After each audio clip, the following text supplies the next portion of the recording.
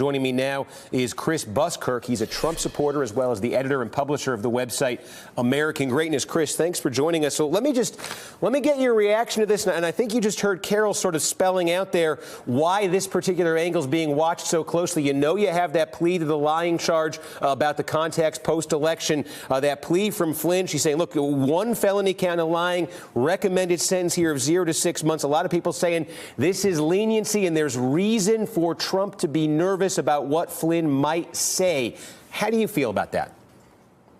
Well, the same way I feel about the Mueller investigation in general, which is that there's sort of this predetermined conclusion, and that all the facts around it are kind of fit together in order to support a conclusion that everybody who sort of dislikes the president has already come to. That's the issue with this bit of reporting. It's great reporting, but it's also, and Carol said this, it's also not a surprise. If the president is going to maintain and his legal team is going to maintain he did nothing wrong, then if Michael Flynn makes allegations against him, of course they're going to say he lied, and that's part of it. I think the other part of the story that's really interesting here, though, Steve, is that we have, on the one hand, we've got the president saying in public on a number of occasions, I support Michael Flynn, I think he's gotten a raw deal, all these sorts of things that are publicly supportive. That I think that's sort of the carrot. This is a reminder to Michael Flynn, the president has the power to pardon, and in this reporting we see that there's a stick too, which is to say that if you make false allegations, then your reputation is at risk too. Does it give you pause, though, just watching this? And again, look, we're all doing this sort of from a bit of distance here. We don't know exactly what's going on inside that Mueller investigation. We do know it's a pretty serious deal. You've got, some pretty serious pleas and some charges that we've seen out there already. But does it give you some pause as a supporter of the president that somebody he selected to be his national security advisor, somebody who was in that role, albeit for a briefly period of time, has now pleaded guilty to lying to the FBI? And again, does it give you some pause when you look at the apparent leniency here of what the prosecutors are looking for? Does it give you concern that he might have knowledge that would change our understanding a bit of this administration? Well, look, there's always, remember what Don Rumsfeld likes to call there's the known unknowns and there's the unknown unknowns. And so we don't, of course, know the unknown unknowns in that. And so that, of course, I guess is always a cause for a bit of concern. But I can tell you my top 100 things to worry about, it just isn't there.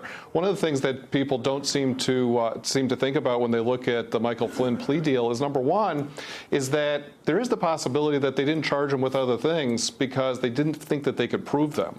That just never seems to factor into the equation. That's a possibility. The other element with Flynn is that, this is somebody who just was not part of the administration that long, and that I think that the legal team around the president understands exactly what they have to deal with on the defense side, and that they feel like they can go the distance on this. You mentioned that prospect there that everybody's sort of been chattering about, too. Does this end, does this or any other phase or aspect of this investigation ultimately end with the president issuing some kind of pardon? 2 weeks ago, the president refused to rule out the pardon for Flynn. Let's watch that. About Michael Flynn, would you consider a pardon for Michael Flynn? I don't want to talk about pardons for Michael Flynn yet. We'll see what happens. That was 2 weeks ago. Now Flynn's brother, Joseph Flynn, is making a public appeal to the president. In a tweet yesterday, which he later deleted, Flynn's brother wrote, quote, "About time you pardon General Flynn, who has taken the biggest fall for all of you, given the illegitimacy of this confessed crime in the wake of all this corruption." He later took a more conciliatory approach, writing to the president, quote, "I personally believe that a pardon is due to General Flynn. Thank you and keep up the good work."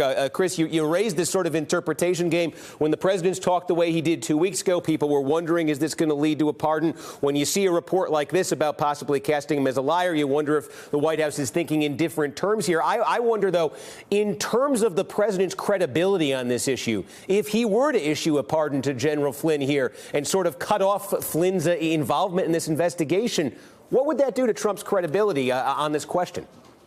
I think that's a great question. I mean, that really is the calculus and the calculation that they need to be going through in the White House, because that becomes both not so much a legal question but a political question. The president may believe in his heart that General Flynn does in fact deserve a pardon, but there's a political aspect of it that plays out as well, and so that affects the whether to do it or not to do it, and then also, of course, the timing if he decides to do it. I think the president needs to be careful here about when he does it. Obviously I have no information speculation as to say whether he would or not. But I think if he's going to, he'd need to be very careful about when and how he did so, and structured it in such a way and presented in a way that he was only doing the right thing.